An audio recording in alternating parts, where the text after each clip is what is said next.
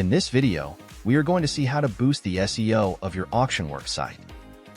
To set the SEO for the entire website, navigate to Setup under Site Preferences in the Admin Control panel.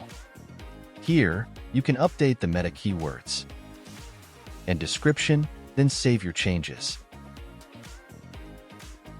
Let's see how to set up SEO for categories.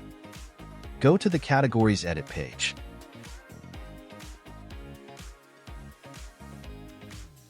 Update the page title, meta keywords, and meta description, and then click Save.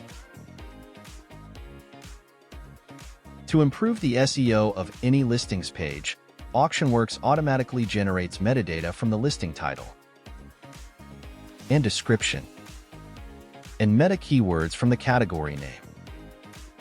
Search engines prioritize sites that offer an excellent user experience on all devices.